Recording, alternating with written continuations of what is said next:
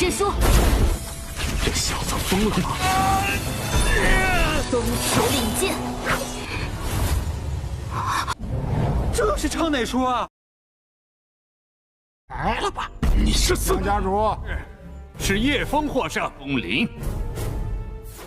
Scene kemudian berpindah ke markas Aula Hitam. Terlihat Sheng Yan yang telah mengetahui bahwa Nang Hongli terbunuh dan menyadari bahwa tindakan Ye Peng tidak bisa ditebak. Akhirnya dia pun memutuskan untuk pergi dan melihatnya sendiri.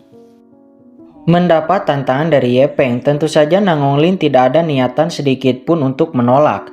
Tetapi dia menegaskan bahwa dia bertarung bukan untuk cakram Tian Xuan, tetapi untuk martabat keluarga Nang Hongnya. Segera dia pun terbang ke arena dan berhadapan dengan Ye Peng. Sementara para penonton di sana mereka nampak memvonis Ye Peng akan kalah dan bahkan mengatakan bahwa Ye Peng tidak punya peluang sedikit pun untuk bisa menang. Mendengar itu Xiao Lingling tidak terima, dia mengatakan bahwa Ye Peng pasti akan menang.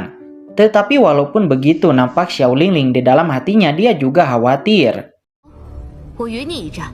叶枫是不要命了吗？ 叶枫铁定是。 Sementara Nang Hongli sendiri dia nampak merasa direndahkan karena Ye Peng bahkan bukan ranah Tong Xuan tetapi sangat berani menantangnya. Dia pun segera melayangkan serangan pertamanya. Seketika di bawah serangan Nang Hongli tersebut, Ye Peng langsung dipaksa mundur jauh ke belakang. Melihat itu penonton pun mengatakan bahwa inilah akibatnya jika ranah bidan berani menantang ranah Jiang Xuan.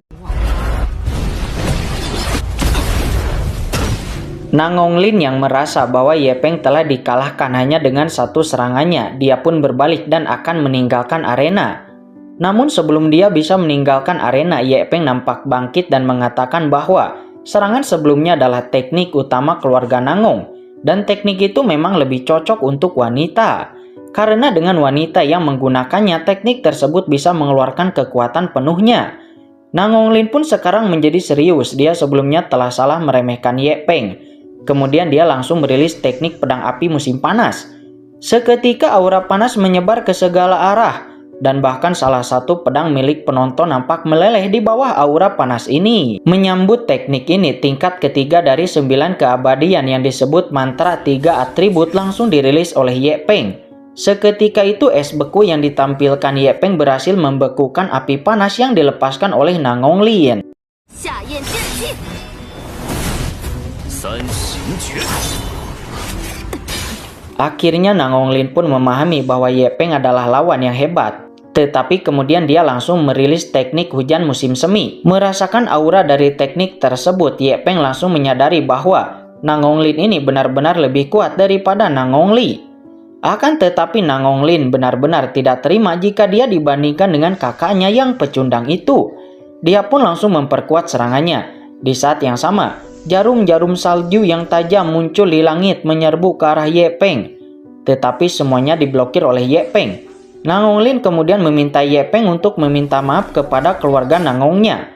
Akan tetapi tentu saja Ye Peng tidak mau. Dan saat kemudian jarum-jarum es yang lebih menakutkan muncul kembali di langit. Namun kali ini Ye Peng nampak tidak memblokirnya. Dan Ye Peng membiarkan jarum-jarum es itu menghantam tubuhnya. 流光指，给我南宫家道歉！等的就是你这招。疯了吗？ Semua orang yang menonton hal tersebut pun bingung mengapa Ye Peng tidak menghindar. Apakah orang ini gila? Dan bahkan Nang Hongjian memvonis Ye Peng akan mati di bawah serangan ini. Karena menurutnya Ye Peng sangat sombong sehingga menerima serangan itu secara langsung. 这小子疯了吗？ Tetapi kemudian hal yang membuat semua orang terkejut pun terjadi, yang mana langit tiba-tiba berubah menjadi gelap, disertai dengan petir-petir hitam pekat yang terus bergema. Patria keluarga Nang Hong, patria keluarga Xiao, dan patria keluarga Jiang, mereka segera menyadari bahwa ini adalah kesengsaraan guntur. Mereka pun sangat dibuat terkejut karena di bawah serangan sebelumnya, Ye Peng tidak terluka tetapi malah melakukan terobosan. 天怎么黑？ 这是突破的雷劫。哎呀，这看来要下雨啊！ Sementara Sheng Yan dia juga nampak sudah ada di sana dan dia terlihat sangat senang ketika mendapati bahwa pertarungan antar keduanya telah meningkatkan aliran energi pada harta karun cakram di tangannya. Boom! Pada saat ini Guntur menyambar Ye Peng dengan ganas dan seluruh arena medan pertempuran pun langsung diledakkan. Dan Ye Peng pun menerobos, tetapi kemudian kekuatan terobosan sebelumnya tiba-tiba membentuk sebuah harta cakram.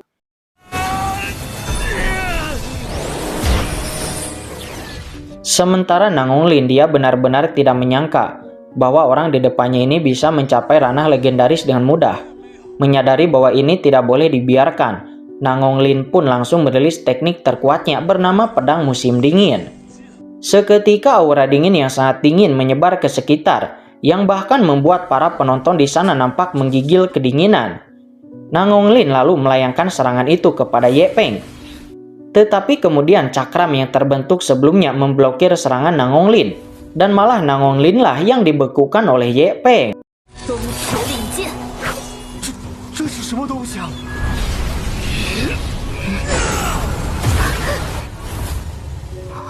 Apa yang kamu lakukan padaku?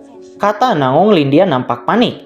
Dia kemudian meminta agar Ye Peng segera melepaskannya. Tetapi Ye Peng kemudian mengatakan bahwa jika ingin dilepaskan maka jadilah pelayanku. Setelah itu Ye Peng pun langsung meledakkan es tersebut. Dan di saat bersamaan, harta cakram di tangan Sheng Yan kehilangan energinya lalu hancur. 你对我做什么？放开我！ 当我的侍女也都消失了。 Setelah ledakan terlihat Ye Peng memangku Nang Hong-lin. Jiang Bue nampak terkejut karena Ye Peng telah mencapai ranah bidan yang legendaris. Dr. Yu juga mengatakan bahwa inilah yang disebut jenius di atas jenius. Sementara Nang Hongjian dia merasa kejadian ini sangat memalukan dan dia pun pergi dari sana.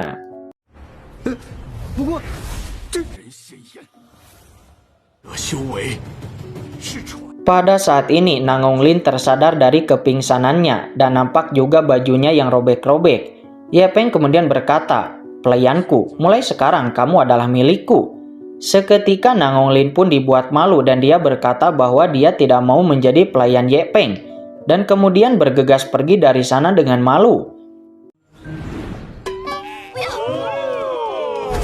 Xiao Lingling nampak bersemangat karena Ye Peng telah menang. Dan semua penonton pun nampak menyuarakan nama Ye Peng. 叶枫赢了，显然 Setelah Ye Peng mengalahkan Nang Hong-lin dan menjadi jenius nomor 1 di kota Xianyang, banyak orang nampak mengantri di keluarga Xiao ingin bertemu dengan Ye Peng. Tetapi Xiao Lingling menegaskan bahwa keluarga Xiao tidak menerima tamu. Namun tetap saja orang-orang itu memaksa. Tetapi di saat itu tiba-tiba Nang Hong-lin datang ke sana. Dia mengatakan bahwa dia ingin bertemu dengan Ye Peng. Tetapi dia kemudian dihadang oleh Xiao Lingling dan tidak membiarkannya masuk. Sementara Ye Peng saat ini dia berada di dunia spiritualnya. Ye Peng menemukan keanehan, yang mana karena kekuatan kosmik Guntur Surgawi sebelumnya, kitab tertinggi berubah menjadi pintu gerbang pusaran berwarna merah darah. Dan sepertinya ada dunia lain di dalam pusaran merah ini, dan ketika Ye Peng menyentuhnya, Ye Peng melihat sekumpulan mayat berserakan sepertinya telah terjadi pertempuran besar. Tetapi kemudian Ye Peng dipentalkan oleh sebuah kekuatan misterius. Kemudian Ye Peng melihat ke kedalaman pusaran merah darah itu, lalu melihat sebuah pedang dengan aura merah darah yang merembes keluar dari pedang tersebut.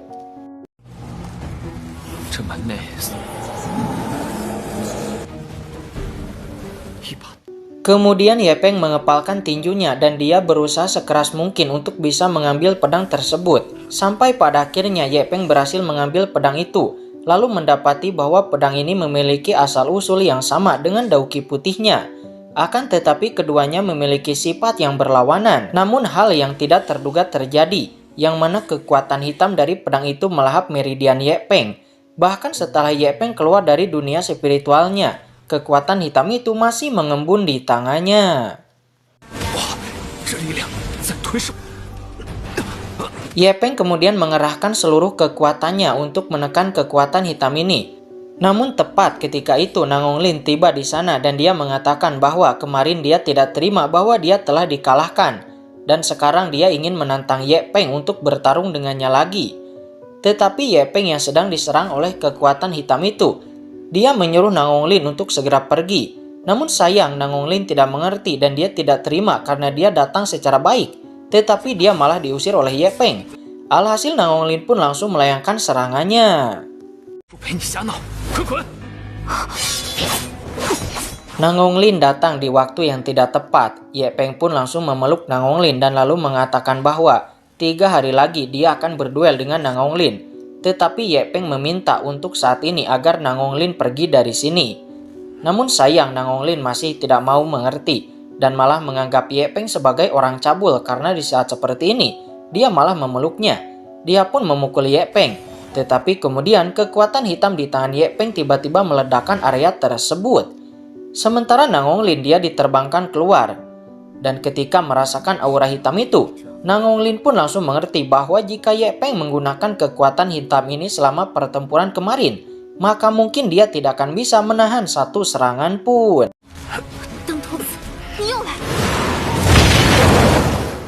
Ye Peng memanggil Xiao Lingling dan memintanya untuk mengusir Nang Hong-lin. Tetapi nampak Xiao Lingling terkapar di tanah dan mengatakan bahwa dia sudah mencobanya, tetapi dia tidak bisa mengalahkannya. Sementara saat ini Nang Hong-lin sudah melayangkan serangannya lagi kepada Ye Peng. Alhasil Ye Peng pun mau tidak mau langsung menggunakan kekuatan hitam yang ada di tangannya. Dan duar. Seketika itu Nang Hong-lin pun terhempas jauh ke belakang. Kekuatan yang sangat luar biasa, kata Nang Hong-lin sebelum kemudian dia tak sadarkan diri.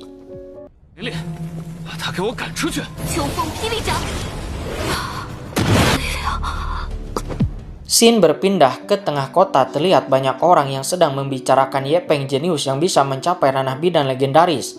Kabar itu pun menyebar ke seluruh kota dan menjadi sensasi. Dan bahkan berita Nang Hong-lin yang pergi menantang Ye Peng lagi, tetapi kemudian dikalahkan oleh Ye Peng dalam satu gerakan. Berita itu juga tersebar. Scene kemudian berpindah ke sebuah sekte bernama Sekte Baisang. Terlihat seorang bawahan sedang melapor kepada seorang wanita.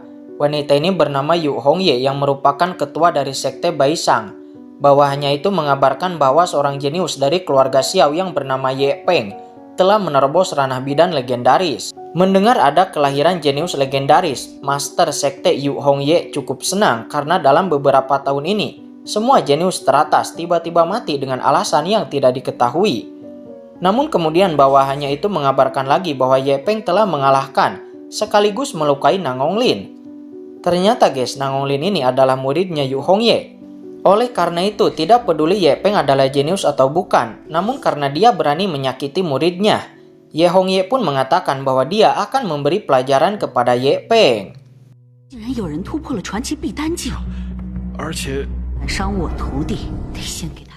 Scene berpindah, terlihat sang putri kerajaan darah merah, Putri Taixue. Ekspresi wajahnya murung, sepertinya dia sangat merindukan Ye Peng. Kemudian sebuah burung hijau terbang ke arahnya membawa sepucuk pesan yang bertuliskan bahwa seseorang di wilayah tengah telah menerobos ranah bidan legendaris. Sang putri pun langsung menyadari bahwa kemungkinan besar itu adalah Ye Peng. Scene berpindah lagi ke markas keluarga Nang Hong. Terlihat Nang Hongjian yang sedang berlutut di depan Sheng Yan. Ternyata Nang Hongjian memprovokasi keluarga Xiao atas perintah Sheng Yan.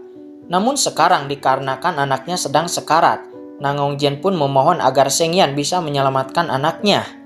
Tetapi Sheng Yan mengatakan bahwa pion yang tak berguna lagi tidak punya alasan untuk dibiarkan hidup. Oleh karena itu, alih-alih menyelamatkannya, Sheng Yan malah langsung membunuh Nang Hongli di tempat. Jika kamu tidak ingin menyelamatkannya, kenapa kamu membunuhnya? Kamu hanyalah binatang buas, kata Nang Hongjian. Dia benar-benar marah. Dia lalu bangkit dan akan menyerang Sheng Yan. Tetapi tiba-tiba kekuatan Nang Hongjian melemah. Dan ternyata dia sudah lama diracun oleh Sheng Yan. Nang Hongjian pun akhirnya tewas.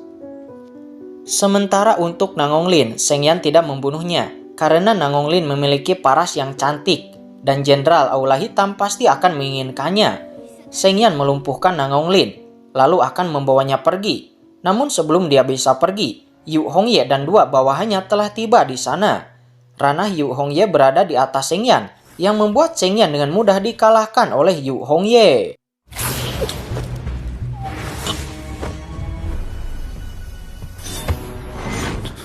Kemudian Yu Hongye bertanya, siapa orang di belakangmu?